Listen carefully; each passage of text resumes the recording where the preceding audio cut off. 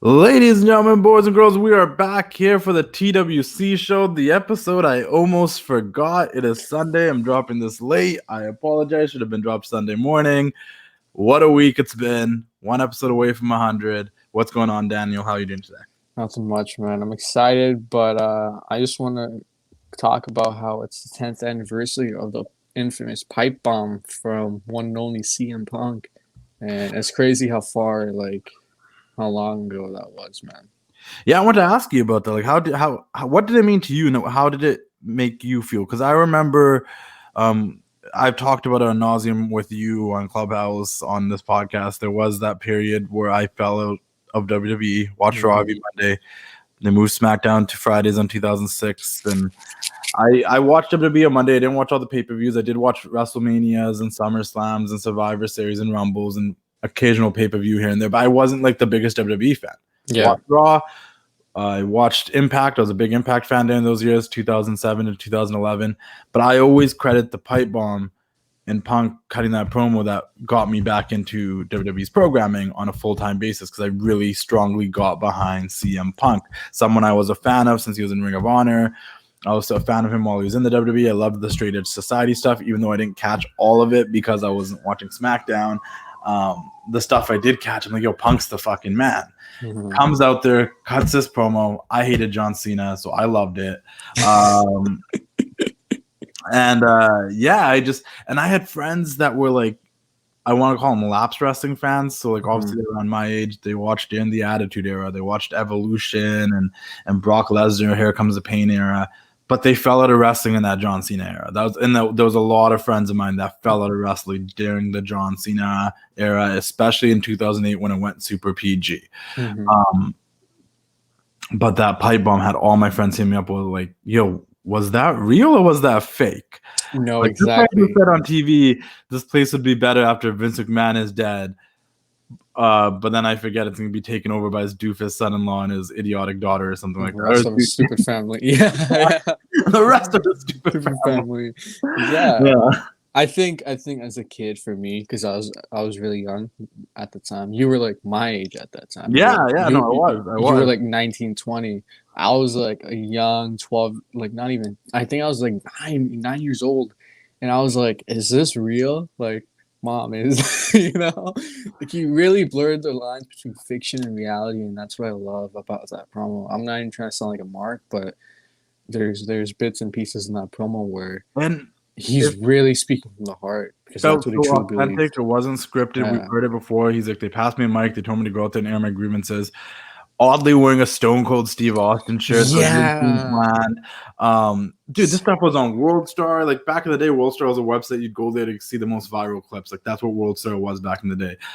Mostly you'd see scraps and fights, and then you'd see like the most viral clips on the internet. Yeah. And CM Punk made it to World Star, and I think that's what also started making my friends like, yo, like, this shit's on World Star. Like, what is CM Punk saying? Like, there wouldn't be a wrestling classic, I think, if it wasn't for that pipe bomb, because that's what got me back into the WWE, and everything that followed it was good shit. You know, the Daniel Bryan the uprising of Daniel Bryan, Shield coming in, the Wyatt family, NXT popping off, the women on NXT popping off, and AJ Lee. Like, everything that followed that pipe bomb had me intrigued. It still pissed me off that, you know, even though Punk was the WWE champion, John Cena would be main eventing the pay-per-views and stuff like that. But there was change. That DVD came out, the CM Punk DVD, Best in the World, one of my favorite documentaries. No, so good. So good. At the beginning, you know, I couldn't change anything from sitting on the couch. Yes, eventually he left because he was unhappy there, couldn't get time off, didn't want to wrestle Triple H at WrestleMania. That launched the summer of Punk. You know, that Money in the Bank was a big ass deal, SummerSlam. Then they derailed it by him losing to Triple H, so I understand. But he did, I think, like, that did make a difference, because it went from the company being so reliant on guys coming in from NFL or bodybuilding backgrounds and pushing those guys, some guys off the independents, but not really the indie darling era. And we talked about this yesterday, because you asked me, was Daniel Bryan considered like an indie darling in 2010? I was like, yeah. I'm like, at the time, from my perspective, listen, I'm not one of those guys that watched Evolve and all these other independent wrestling companies that you people are gonna come at me being like, no, this person was a big star in fucking ICW, TBX, Hardfire, XWCZW. Blah. I don't fucking know. But in terms of Ring of Honor and the shit that I did watch in the independents, CM Punk was a big name, and Bryan Danielson was killing it everywhere he fucking went. And don't get me wrong, like I said, I know guys like Heath Slater and Sheamus and Wade Barrett and Evan Bourne all worked places in the indies. But if those two guys that came into that company with a shitload of hype from the indies during that 2006 to 2010 period was CM Punk and was Daniel Bryan. Those were the two indie darlings that came in there with all this indie hype. We saw it referenced with Bryan when he was in NXT, and he was so over, and nobody understood why. To the fact where he choked Justin Roberts with a tie, was fired, and then still brought back, and he was still over because he was still so hot on the wrestling scene at the time. And CM Punk came to ECW, and everybody was chanting CM Punk. CM Punk stood in the ring with DX at Survivor Series. Hardys were there too, man. CM Punk. The Hardys, Rated RKO. Yeah. So, like, that tells you just how over Punk was in the wrestling scene at the time. Those are two indie darlings, for lack of a better term, that were hot as fuck at the time. What happened after that pipe bomb? I don't know if some people be like, no, there's no correlation, but I think about it sometimes like, we had the indie darling Punk drop a pipe bomb with it, and talking about how he was sick and tired of guys like John Cena and people that kiss Vince McMahon's ass getting these opportunities. And then we have the rise of Daniel Bryan again. We have the rise of the independents like John Moxley and Tyler Black coming through. You know what? NXT filled with people with Adam Cole and Kevin Owens and Sami Zayn and Kyle O'Reilly and Bobby Fish and all these indie darlings, Ricochet, all in the company. And and these guys would have been considered smaller guys. Raw and SmackDown are filled with like indie guys now, which is not a bad thing, right? But also, I'd like to credit personally. This is my opinion. I don't want to jump on any like toes or whatever, but I think Kofi Mania kind of like happened because of CM Punk being like, listen, these smaller quote unquote guys, like they deserve opportunities, but.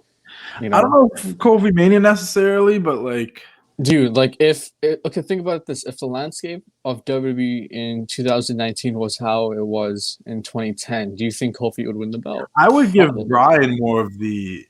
I don't think the Bryan thing would have happened unless, like, let's be honest, Punk was supposed to fight Triple H at WrestleMania 30. Bryan was supposed to fight Sheamus again. Yeah. There was no plan to push Punk or Bryan. The main event was going to be Randy Orton and Batista. Those are WWE big guys, not indie darlings. Like, that was the main event they had in plan. And it was Punk first walking out, them having to shuffle the deck. Now they're like, what are we supposed to do? Punk left, he was Triple H supposed to fight. Bryan popping off. And he popped off in 2013. We know this. Bryan was popping off in 2013. From that SummerSlam period where he faced Cena, won the belt, got cashed in on, all the way up until like, I don't know, around like October-ish, they stopped his push. What was he doing? November, Survivor Series. What was because Big Show's it was October. It was that October. It was October-ish because he started teaming with CM Punk, and they started fighting the Wyatts. And then him and Punk were fighting the Wyatts and the Shield in October, November, December, right? And then what happened? Punk left.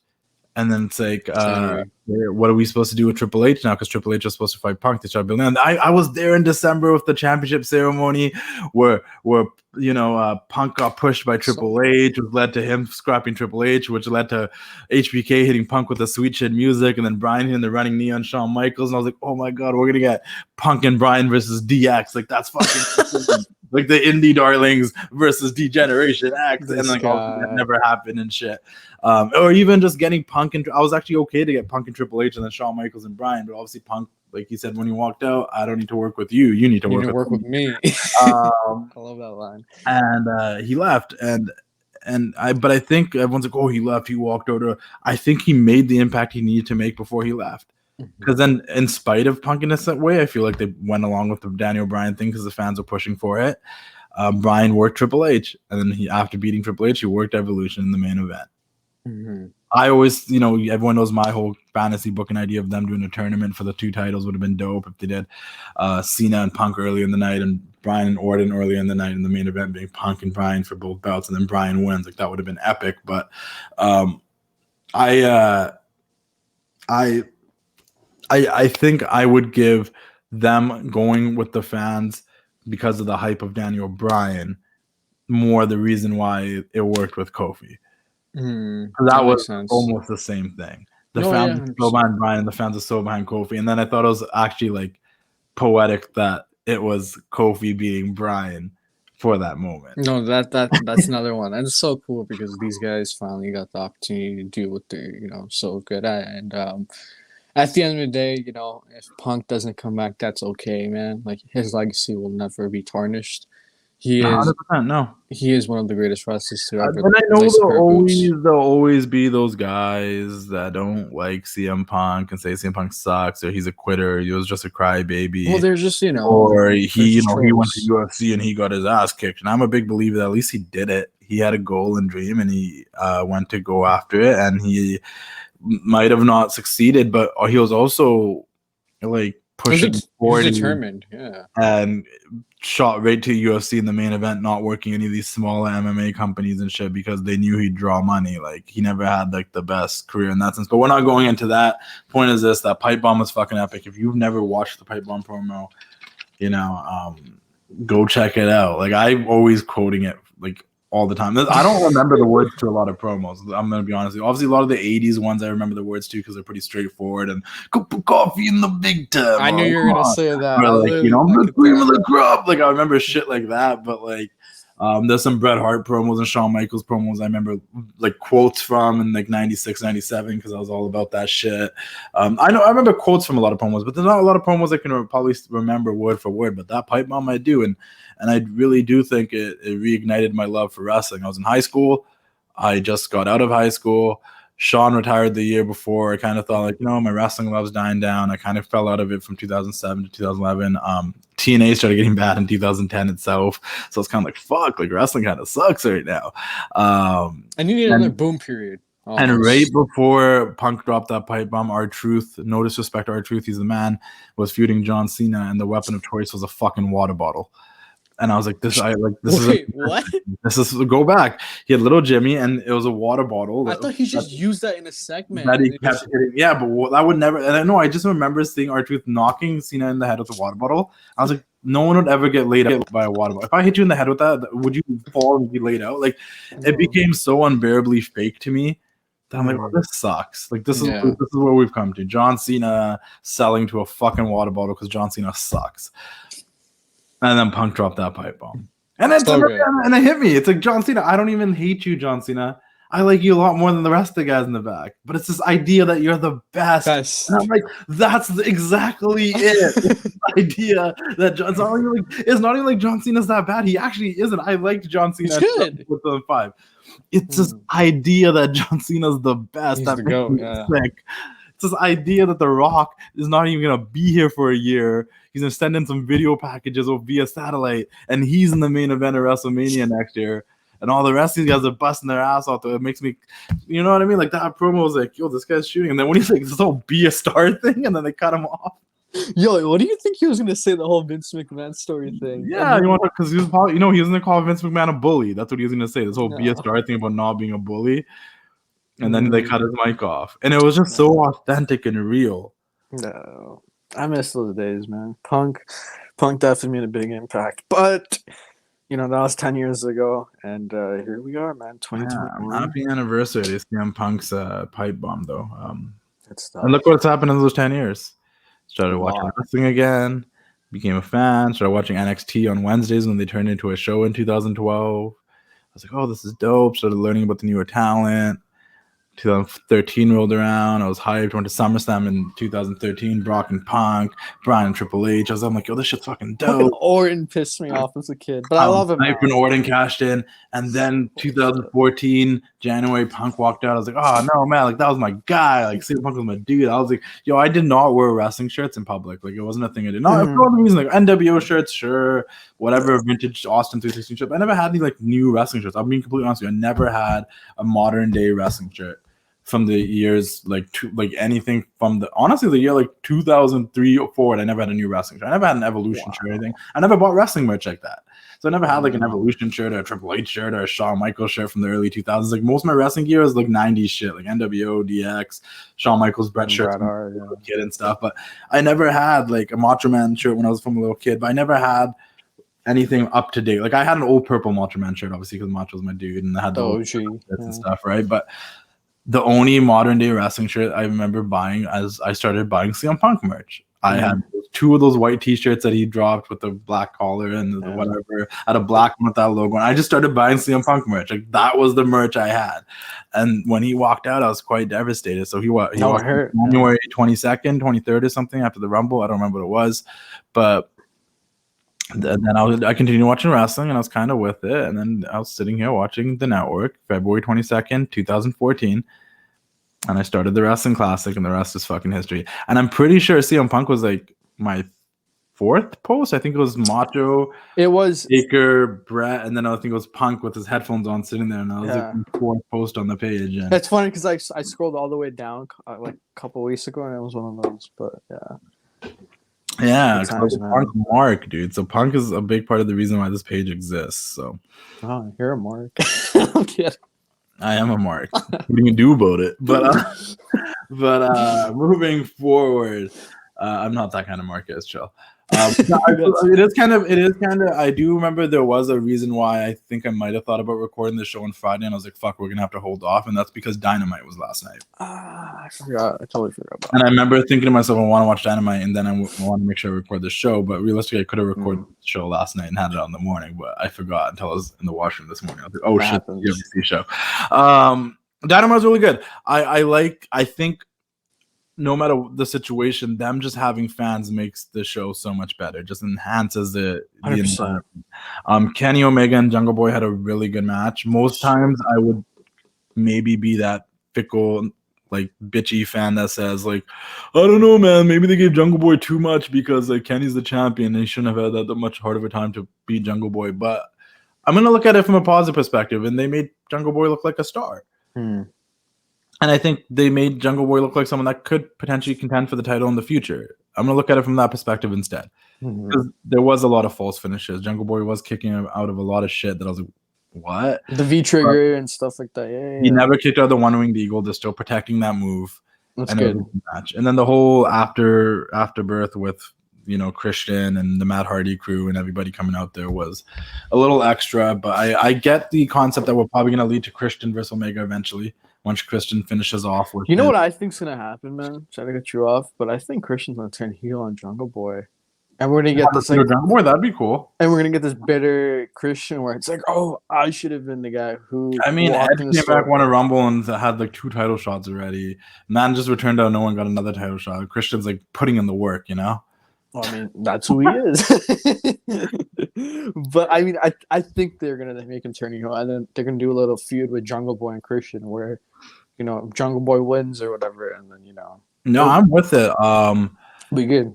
I like this everything in AEW about it being a slow build. Like we're saying these predictions, and these are things that could happen throughout the weeks, and we could see it happen, and that's a really cool thing about it. Yeah, I enjoyed the main event. A lot of the matches I thought maybe were happening this week are happening on Wednesday. Like I thought the Britt and Reba match against Vicky and Nyla is happening this week, but it's happening next week or on Wednesday, just like a few days, to be honest. Really looking forward to MJF and Sammy Guevara. Those are both my dudes. Respect the show, both those guys. I've seen and talked to them both when they were both like just like with Sammy, he already kind of kicked off his career and was doing his indie dates, but we got to know each other. And with MJF, I've known him since he was just a follower of my page, not even training to wrestle. Isn't that weird sometimes where you're just like, yo, like I talked to them, like we were like really tight at one point. And MJF's so it's cool to see 2 guys that I look at. It is weird, and it's 2 guys that I look at as the future of the company, and to see them going at it. And I loved Sammy's promo being like, watch next on Wednesday. I'm going to show that they picked the wrong guy. Like I'm the guy they should have been behind the entire time, which in reality, I think AEW was behind both those guys a lot. They knew what they had with Sammy and MJF, and they were behind both those guys. I mean, Sammy's was on the first Dynamite against Cody Rhodes in the first match.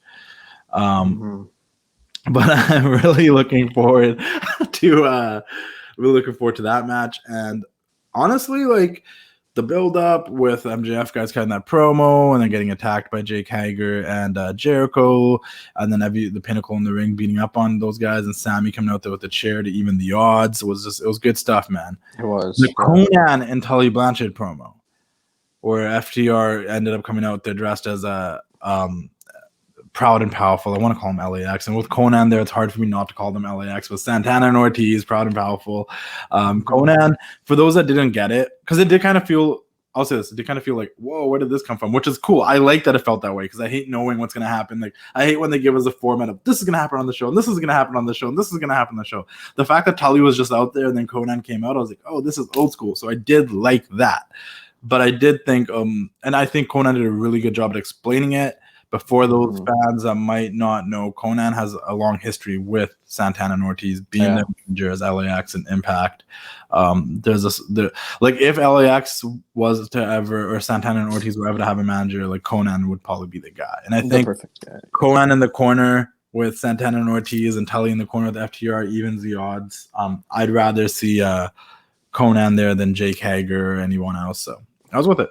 Mm-hmm. No, it was good. I enjoyed it. Dynamite was just really good, man. With fans, it always, increases like the hype level personally for me, and I think it's just better for everybody else, man. Yeah, is there anything else that happened on Dynamite, or I'm trying to think. What was the opening segment of Dynamite? So let's talk about really quickly, but if we can't remember at the moment, Eddie Kingston's shoot promo following the show off during the Jungle Boy and stuff. And he said some stuff like, unlike the competition, we listen to our fans, and unlike the competition, we have respectable legends, and unlike the competition this, and unlike the competition that. Stop. Just stop. I get it. It hypes up the AEW fans. It creates that us against them atmosphere. It was off the air. Fan recorded it. People probably would never have seen it otherwise.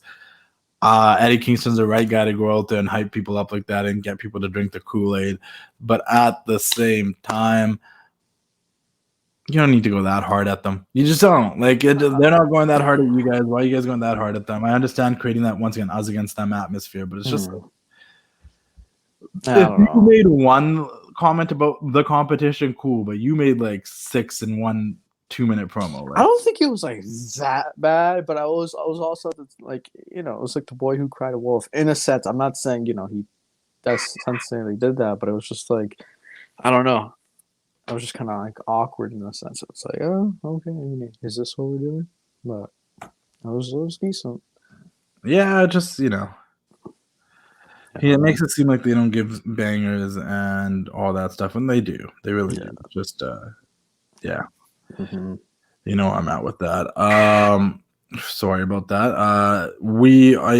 Hangman Page is still picking up his wins. Let's just go with that. He beat. That was the opening match, right? Yeah, he beat William Hobbs in the 6th match, and I still think if it's not Christian, and I think Christian might get a shot and lose and turn heel. I like that whole concept. I like that story, but I think Hangman's the guy to take the belt from Kenny Omega when the time comes.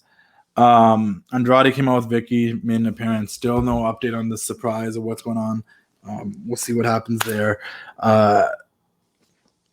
Ethan Page challenged Darby Allin to a coffin match. So we're getting a casket match between Ethan Page and Darby Allin. To be honest with you, I'm looking forward to it, and I'm hyped. What happens? Yeah. Let me just say this, man. Like, Ethan Page has been growing on me week by week. He's been really showing why he belongs in this company. And it's that's impressive coming from you, because you were hard on Ethan Page. You know how I am. Like, I really like him, man. I think he's been killing it as a heel. Like, I really hate the guy on TV. I'm just like, screw this guy. I can't wait for Darby to kick his ass. Him and Scorpio were making their entrance, and Scorpio was dancing. Ethan Page was doing his thing, and I'm like, oh, this is so I hate these guys. This is so lame. I would hate these guys in real life. And I was like, oh. They're doing their job. Yeah, they got you. Like, wait a minute, I talked to Ethan. He was so cool. Like, what is a cool dude? Yeah. I was like, oh, he's doing his job. He's making me dislike him. He's really good at what he does, and I think now that people are finally getting eyes to him on this major platform, it's really cool because he was killing it in Impact for a while with his tag team partner, and what Yeah, no, the North. The North. Words of And what his name was. yeah. But it's cool to see him do his thing here. I mean, we don't watch Impact. I'm not gonna lie about it. Listen. I say that, and it sounds like a negative thing, guys. When they get fans back, I'm gonna give Impact a try again. Oh, I 100%. cannot watch them without fans. They've been doing some cool shit. There's obviously stuff I disagree with what they're doing over there as well as they do with every company though, WWE, AEW, but they've been doing some shit that seems like they're trying, and I want to give them a shot again when they have an audience. I just can't watch with no audience at all. Yeah. Like even with AEW, at least they did the whole the talent out. Then the WWE had the Thunderdome, but even that, the Thunderdome era is coming to an end.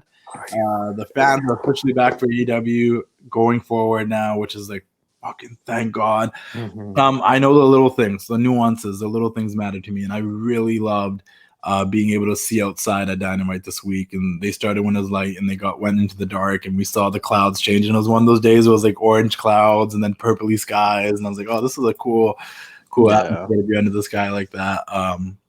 Dynamite this week. I'm looking forward to Wednesday. I'm glad they're back on Wednesdays. Wednesdays have been really weird for me without wrestling. No, when is it stacked, man? We got Pillman versus Miro for the TNT title. I'm really looking Sammy forward and to MJF. We got the tag match with once again Britt Baker and Reba versus a Rebel. That's what her name is. Vicky and Nyla. There's a ton going on, man. And I also want to say just like low key, like because it was really brief on the show and stuff. I really like. And I don't. Did you watch it with the Clubhouse people watch? And I watched AEW Elevation or whatever it's called. And there's a lot of good quick matches on there, guys, and they go by real quick. And for some reason, it felt shorter than Dark. So like, if you want to watch Elevation, check it out. But what I was gonna get to was I really like what they're doing with Jade Cargill with Mark Sterling and and her being that bitch and all that. I think they have something with her, and people are like, "Oh, we never see her wrestle." Though she keeps doing the promo. She actually does wrestle on Elevation and Dark, but I think they're waiting for like a proper opponent for her to wrestle on the main roster. And let's be real, if Britt makes it through Nyla and shit, and then she gets confronted by Jade Cargill, and then Britt has to like, how the fuck am I supposed to be like? If they just keep putting Britt against monsters, and Britt's the heel, it's kind of funny. Yeah, that's the thing. It makes you kind of a baby face then, right? Yeah, but this is kind of funny. Like, she keeps sneaking away with victories, pissing people off. Like, it would be good television.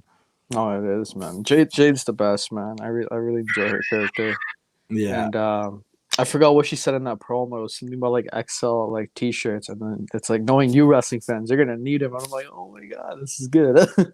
No, 100%. There were more releases this week, unfortunately, for the WWE. Before we get to that, some names that I'm very familiar with and have relationships with as friends and just people I've known for a very long period of time. Like I've known the Singh brothers, I want to say since like 2014, 15, while they were still here in Vancouver wrestling at ECCW. I saw them grind and race to achieve their dreams. And if you follow them on social media, they've both won this since they were little kids, man, dressing up like Brett and Sean and wrestling each other. And, they were heavily influenced by Brett, Sean, Savage. Like they grew up in that same era. And to see two Indian guys represent kids like myself who, I don't want to be a wrestler anymore, don't get me wrong, but, probably grew up wanting to be a professional wrestler and thought about it as a little kid. To see two Indian people actually achieve that and make it in the WWE is pretty fucking cool. Yeah. And you can't downplay the stuff they got to do. Yeah, near the end, they might have been on 205 Live, and admittingly so, not everybody was watching 205 Live. And I think a lot of these cuts have to do with them maybe canceling 205 Live and just morphing the the cruiserweight division in NXT, or preferably I'd like them to morph it back into Raw. Oh, these guys took crazy bumps, man. I remember that bump with Randy Orton stuff, dude. Oh. Yeah, and I was thinking, like, all the stuff they did while Jinder was champion, like, you can't write that off. They were on pay-per-views, they were on Raw. Gerv even got to be involved with the WrestleMania coming down for Jinder's entrance when Jinder won the U.S. title. Harv was injured at the time. Like, these guys had their moments and got to live out their dreams, and I don't think they're done. Don't get me wrong. This could be a situation where they go out there and they start working the indies. Maybe they go to Impact, maybe they go to AEW or Ring of Honor, something. Just keep grinding to eventually maybe make it back to the WWE and stuff. I think there's a high chance of that happening. I think it was a missed opportunity not having these guys be a part of the tag division on the main roster. 100%. I don't like, and once again, it's not even like the main roster, even on actual NXT, and it's not a problem with them. It's just like I genuinely think the days of 205 Live died a few years back, and if they were a tag team, because we need tag teams, all the rosters need more men's tag teams. If I look at Raw, the only tag team I can think of is the actual tag team is the Viking Raiders, because Randy Orton and Riddle isn't a traditional tag team. AJ and Omos is a traditional tag team. It's just the Viking Raiders. I would say like Kofi and Xavier. Them too, sure. The New Day and the Viking Raiders. Then on SmackDown, what do you got? You got the Street Profits. You got Dolph and Rude don't count. Like those guys could go both. Ray and Dominic, obviously. Gable and Otis, maybe, which also seems like this, but like there's a lack of tag teams, and even if you have these guys be on Raw and SmackDown as the tag teams that have really good matches but end up losing on losing, and most of the time it could have worked. Like there was room for them. But shout out to Harvin Gerv, Sunil, and Samir, whatever you guys know them as. Good dudes. Wish them well, and and then there's Arya Daivari. Arya Daivari is one of those guys who probably should have been on the main roster sooner than later too, and it was also just on 205 Live for the longest period of time. Good guy as well. Was looking for him to keep growing and do more.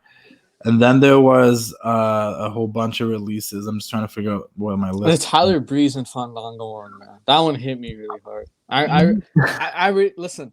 I was a huge Tyler Breeze fan from NXT, from his days in FCW, man, when he was teaming with Roman Reigns. For people who don't know that, he was in the company for 11 years, busting his ass, doing what he's really good at. He's killing it in NXT with guys like Tyson Kidd, Pac, Sami Zayn, Kevin Owens, and he got to the main roster, that feud with Dolph Ziggler, and that was it. He never saw like that. Those high heights again, and it sucks. No, you're right. And Fandango was there for 14 years. So I do think about all these guys. Even the Singh brothers, they were there for 5 years. I'm like, all these guys did have a good, solid, quality amount of time there, most of them. And Fandango was there for 14 years. And it's not their fault. It's more of a creative Vince fault. But if they couldn't find anything creative for them to do right now, I kind of understand. I would not want anybody to get released. Don't get me wrong. But it's just, how do you not find something creative for Fandango and Tyler? Dude, Fandango got himself over 3 times. 3 times. Even as a team, they got themselves over. Do you remember part of SmackDown? Yeah. Do you remember when this guy would come out and just pour milk on himself and the crowd would lose his mind for no reason? That was Johnny Curtis. And for the second one, where he was just do that dance, and it was over as fuck. He beat Chris Jericho in his debut match at WrestleMania. And you know what's funny? People are like, "Oh, he should go to AEW," and then they should do like a rematch. But and then the Fashion Files with Tyler Breeze. Yeah, they were over as fuck with the Fashion Files and the Fashion Police. I think this is a bummer, both guys, and it's also a big blow to up, down, down without Breeze now. Because the battle of the GMs and left, right was all Breeze and Xavier, and I don't think he's allowed to appear on that if he's not with the company, which is such a blow to up, down, down. Because Breeze and Xavier are like legitimate friends, former roommates when they were in FCW and NXT, and like it's a bummer, man. It really sucks. 2 really good guys too, man. I've met Fandango and talked to Fandango, a great dude, and no, he seems like a stand-up dude. Since he was Johnny Curtis, and I was watching NXT, I remember like this Johnny Curtis guy's dope, man. Fandango. Shit, you know. Killian Dane got released, which has led to a lot of people think that might be like a sanity reunion and Impact.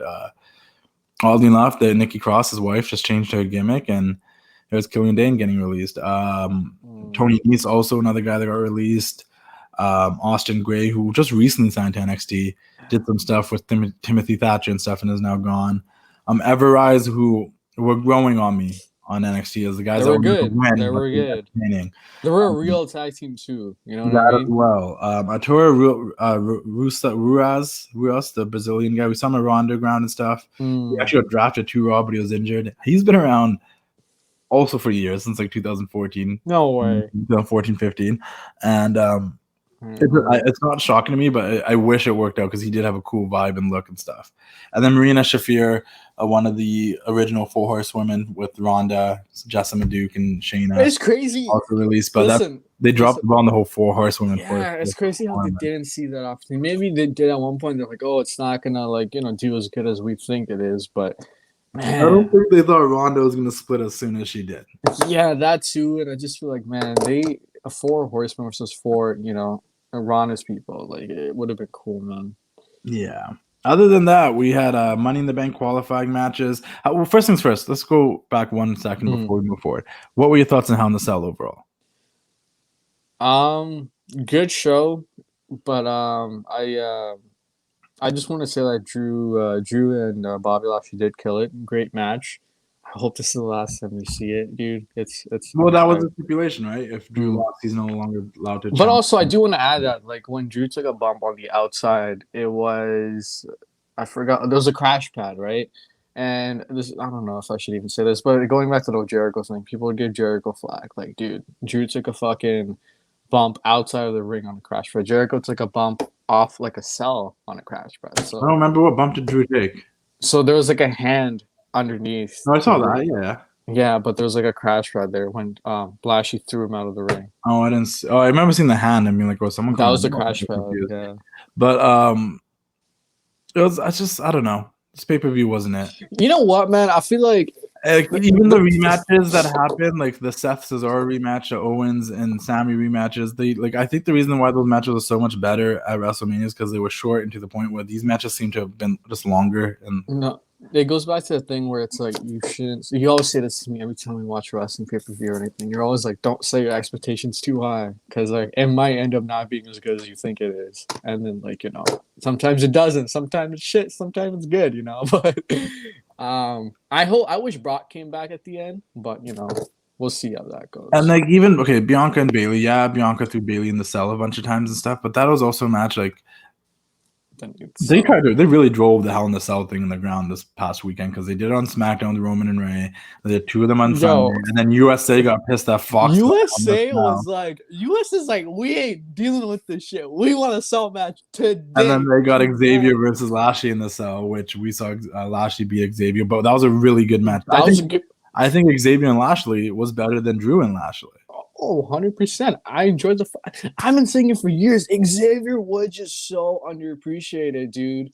Great in-ring talent. The finish of Drew and Lashley was stupid. That MVP got into the ring because the ref bumped. It fell flat, right? Yeah. And then Drew beat up MVP, but then forgot about him. And then when Drew was going for the Claymore, MVP grabbed his foot and then caused him to lose. Felt flat, and I could see people on Twitter being like, oh, like, great match with the ending. What was Whereas that? Xavier and Lashley just made Lashley look dominant because he made him tap out at the end. It was a good match. I enjoyed it. I just personally, I think they should take a break from the cell for a while, But yeah, I just my thing about Bianca and Bayley was a really good match too. Don't wrong. I just don't think I understand why they put in the Hell in the Cell. It's cool and stuff. But it was one of those matches that didn't need to be in the cell. It could have been like a street fight in the exact same match. I think last time they had a good cell match was like Randy and Drew. In my opinion, I thought that was a really good cell match. They fought. I liked last year. I liked all 3. I thought Randy and Drew was unique. Sasha Bayley, I thought Sasha and Bayley was like a good banger that Sasha won a belt, and I thought that Jimmy and Roman told a really cool story too. I thought last year's Hell in the Cell was really good because all 3 Hell in the Cell matches were unique in their own ways. Roman and Jay was a story. Orton and Drew were the ones that went to the top and did all that, and Sasha and Bayley were the ones that used all the weapons inside and did it that way. Everyone told 3 different stories, and that kind of, made it unique. This year kind of felt like I don't know, those kendo sticks and weapons in both matches was kind of the same shit. I don't know. There's obviously more interference and stuff in the main event with Drew and Bobby, but yeah, I don't know. Decent pay-per-view, not the worst. Yeah, and I also Alexa all of a sudden has voodoo powers where she can make Nia slap people and scream, and almost made Reginald slap Nia. So does she just win the Money in the Bank using her voodoo chat powers and get that too? But I think personally, man, this is just me again. I want to say my opinion because wrestling fans like to prove other people wrong for no reason, and they're fucking weird like that. Like, fuck, leave me alone. But I just don't get why. Personally, I don't think the whole Fiend thing works without Alexa needs the Fiend Bray Wyatt to make this whole gimmick work. You know what I mean? I don't know. It's just not connecting with me. So far in the men's Money in the Bank, we got Big E, John Morrison, Ricochet, and Matt Riddle. And then there's a last chance match on Monday with Orton, AJ, and Drew because they all lost their matches. And then we have Alexa, Naomi, Asuka, Nikki and Carmella. And Liv's not in this yet. I thought she was, but Carmella clarified in Talking Smack that she's not. I think Liv's going to qualify this Friday, but SmackDown only really has 4 women right now, and that's Liv, Carmella, Bailey, and Bianca. There's no other women there that I can think of other than Natty and Tamina, who are technically on both shows. So Liv's got to probably be in here or something, because we can't have all the women from Raw in there. And I do agree with you, man. And if you guys haven't, scroll down, guys, I can share it again. But look at my booking of how the Fiend should return and kill this Alexa character and send her back to reality, because he's the only one that has the power to devolve this powerful Alexa. Because it's weird without Bray. You're right. It doesn't make sense. I don't know. But, it is what it is. Props to her for killing it. Dude drop. Do drop, guys. Let's talk about it really quickly before you talk on SmackDown and Edge's return. Do drop, guys. Everybody was pissed about this Doudrop name that was being rumored. Right before Raw, we saw the graphic where Doudrop was actually on the graphic. I'm like, no, they're going to call it Doudrop. But the way they played it on television made fucking sense. The interviewer asked what her name was. She was about to say Piper Niven. Eva cut them off, and I was like, no, her name's Doudrop. And that pissed off Piper Niven. They go into the match, and Piper technically cost them the match. I'm a little disappointed because I hope this isn't the end of Piper and Eva together. I hope like Eva either punishes her, or like there's some sort of situation where, there's some discipline given to Doudrop. Like, you cost us this, blah, blah, blah, blah. I still think it'd be fucking hilarious if Eva somehow got in the Money in the Bank match. Bro, is it me, or do I actually want her to win the thing? I would be if she won. I'm down for that. If Doudrop won the Money in the Bank. No, I meant Eva Marie. No, for Eva though. Oh, for Eva. Doudrop wins and then gives it to Eva. Like, that would piss people off. That's the thing. I want to see people get mad. I just get a kick out of that. It's fun. I didn't think people got it at first. I'm like, you guys don't get it. Like, now do you guys see what's happening here? Like, Eva's gonna use Doudrop until Doudrop officially turns on her. And the fact that it happened in that match, I'm like, hopefully it didn't happen already. That's so like 2 weeks. So let's early out. But I'm with it. I think it's fucking hilarious, Doudrop. And now that's like a name that she didn't pick, or like that's supposed to be her name, but like the name that Eva picked for her. Like, it makes more sense. It's less. You shouldn't hate it as much anymore, because it's like it's plain fuckery. It's not serious, guys. Play along. Like, you guys hate Eva so much. You just hate everything that's like around her. No, it's not. It's fucking. You don't like her because she doesn't know how to wrestle and she's pretty. Like, it makes sense. It's the same reason you guys don't like Roman Reigns half the time. He can't talk and he's good looking. You guys hate good looking people. I don't know what it is. That is, unless they're like super baby faces or some shit, or been there for like 20 years, like Randall. Yeah, but Randy's killing it. I never. Well, that's a lie. I hated him as a kid because I was a kid, but I really respect him. He wanted to laugh so bad when they were on top of the ramp, and he came out after Riddle won. And he was like, Randall, come on, bro, say something. And then Randall, the serious face, and like, oh, this guy wants to laugh so bad right now. Yo, Randy's the man, bro. Like, bro, are you gonna say something, bro? Oh no, bro, something wrong, bro. Those are like my two personalities when I'm like really fucking drunk, because Riddle, when I'm really high. Riddle technically cost Randy his match with the distraction with Miz with the water guns, and Riddle coming out there on the scooter chasing him in the wheelchair, and then Morrison was able to roll up Randy with the roll up of Doom. But like, it's hopefully Randy gets in. It'll be funny and I think like Drew losing, like Drew needs to have like a downward spiral so he can come back to the top. It's a heel. He just needs to hit the bottom to have to like fight his way back up. Like have like when Cena lost The Rock and he just had to oh my god in his career, and he had to fight back to the top, and his back was against the wall. But SmackDown, Edge is back. Decent episode, but then Edge came back. I lost my mind. That was cool. Yeah, I think the only things that really stood out to me were obviously Carmella and Liv being featured, because those are my girls. Just appreciate them both. And Carmella looked like fire in her new gear, and Liv got to talk and picked up another victory. Mella, rightfully so, was just placed in the Money in the Bank match because Mella's money and she's won it twice. Liv should be in this soon. I hope so as well. But other than that, was the Edge thing. Roman came out there, cut the promo. Edge came out. We're getting Edge and Roman. Edge is trying to get that match he never got to have at WrestleMania.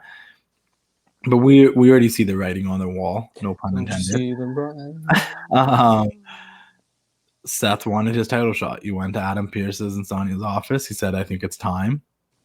They're like, we'll take it into consideration. Seth went on Talking Smack in a really great mood.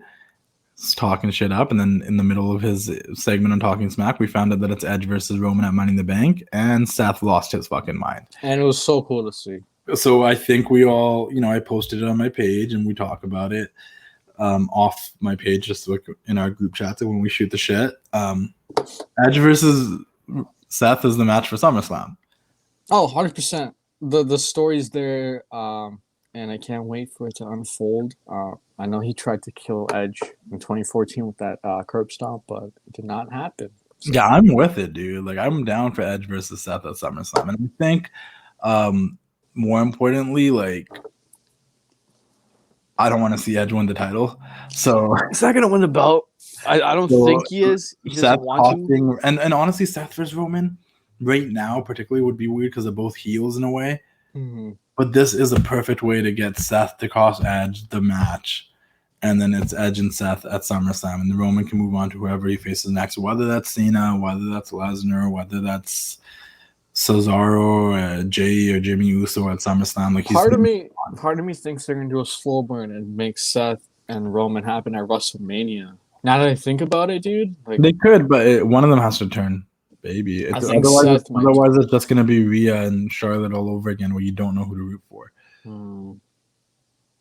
I really want Charlotte to win the belt at Hell in a Cell, by the way.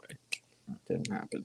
I did too, actually. I did too. I thought that it would be good for Rhea to have to win it back from her like that. Mm-hmm.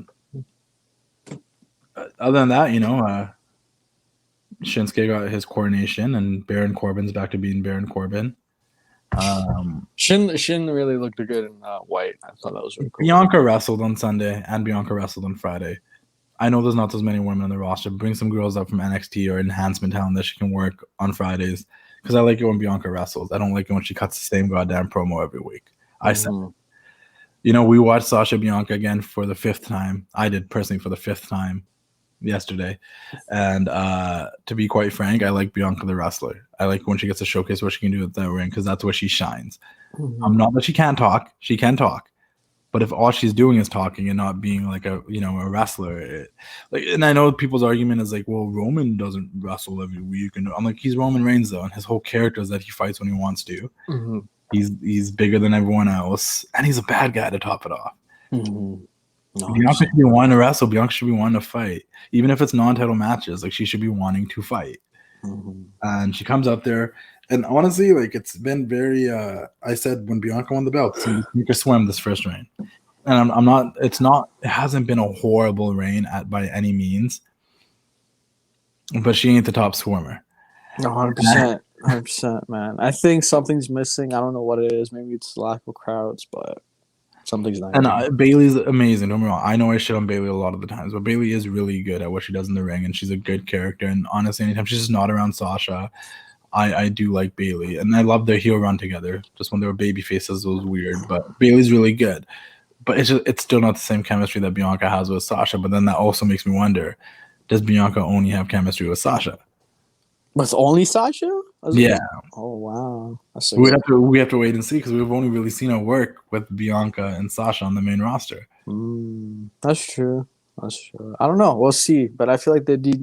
And Mala. She's wrestled with Mala. But once again, this is not a criticism towards Bianca's wrestling. She's good at wrestling. It's a criticism towards Bianca's character. Like, I know, and maybe it's the fact that by no means did we think Bayley was going to beat Bianca. Maybe that's part of the reason why it didn't seem like it was very predictable, right? None of us really thought Bayley was going to beat Bianca. I think maybe it's just the fact I miss Sasha Banks. Maybe Sasha just needs to come back as soon as possible, and we can get this ball rolling. And honestly, I want Sasha to. Think about it though. I just want to let's rewind it for a second. Edge versus Seth, Bianca, Sasha too, potentially Cena, Roman, potentially Brock Lashley. This SummerSlam, just with that alone, is already looking to be fucking pretty dope. Better than WrestleMania, in my opinion. But you know, it reminds me of the SummerSlams I grew up like, you know, SummerSlam 2001, SummerSlam 2002, like those SummerSlams I grew up watching where like the card was like so stacked, almost as stacked as WrestleMania. 2004, we're getting Eddie versus Kurt again, yada yada yada. Like it's starting to the SummerSlam's giving me those vibes, and I think because we have fans there, it's in the stadium, they're trying real hard. And for everyone asking me if I'm gonna come there, no, I did not plan it with the people that have been asking me, unfortunately. I'm still trying to figure shit out, but maybe I'll try to maybe make it there last minute. We'll see what happens as the world opens up slowly. Yeah, guys. Other than that, I think that's it. Is there anything else we want to talk about? No more documentaries. I watched the Hidden Gems, or the Treasure Show with the Ric Flair robes and stuff. Really good, guys. Check it out. Conrad Thompson was on it. Happy birthday, Conrad Thompson. Chat me up, bro. Leave Charles Robinson alone. Why'd you guys go to the house? Make him cry. The man literally said, "I want to be buried in this jungle robe." Then he's like, "We need the robe," and then Ric Flair had to walk out the room and because he felt bad. Like, come on, man, leave Charles Robinson alone. One of the nicest. If I said Mick Foley's the nicest wrestler in the fucking business, Charles Robinson's just one of the nicest people in the fucking business. Even I've met him. I'm saying that from experiences. You met him? I'm not saying that as like a fan. Like he's so fucking nice, and he made the guy cry on national television. He said he wanted to be buried in that robe, okay? And you made him cry. And then you gave him some other gold robe. And no disrespect. That gold robe is dope, and it's an Olivia robe. I get it. But, like, that was one robe that wasn't an Olivia robe. And the robe he wore when he introduced the new world title, heavyweight big gold belt. Like, that gold robe, I'm sure he wore it a ton of times, too. But that robe was unique. And it was Charles Robinson's, you know? And you took it from him. And then you tried to play as, like, the gold robe was just as cool. I never got played. If anything, if I was Charles Robinson, I'd be like, "You want this robe? Yeah, I'll let you have this robe plus a new robe plus fucking $100,000." Jesus, no, it was a good show, man. But I don't know if there'll be a season 2 though, but it was a good show. Hope there is. Yeah, check out Elevation. I'm still not going to recommend checking out Dark because it's too longer than it needs to be. But Elevation was pretty good. I can't lie. Yeah, no, definitely check it out. Yeah, and I think that's about it, man. I hope all the guys and girls that got released this week, they land on their feet and some good shit happens. I don't know, like I think it's just it's a weird time. We might be seeing people come back. Like we saw Joe come back to NXT. Like we don't know yet, but yeah. Is there anything else you would like to add? Dolph Ziggler and Jace had a banger of a match. Go check it out. Loved it. Yeah, so. and I'm hoping to get JTG on the Casual Conversations. I might do a thing with Santina Morales' daughter. She just did July 1st, guys, keep it in your books. July 1st, the interview with TJ Wilson will be dropping, so make sure you guys check that out. Subscribe to wherever you listen to the TWC show and whatnot. And yeah, man, I hope you guys keep doing the thing. Check us out on wow, I don't even remember the platforms. Apple Podcast, Spotify, Google Play, wherever you listen to TWC show, check us out. Every Sunday we're supposed to be dropping it. Saturdays if there's a pay-per-view. Check out the Patreon, www.patreon.com/wrestling classic. Get discounts on gear and all that stuff. And yeah, man, just keep doing the thing. Oh, toys. If you guys are action figure fans, Rain City Toys, check them out. And that's where you can get a discount code if you sign up to the Patreon from Rain City Toys, AEW figures, WWE figures. And we do an exclusive monthly podcast for that Patreon where we do up to a lot of information. So make sure you guys check that out as well. Appreciate you all. Next week's episode 100. Guys, I don't know if I'm going to do anything too special or crazy, but I will try to, I'm going to try to take a picture here for the Instagram.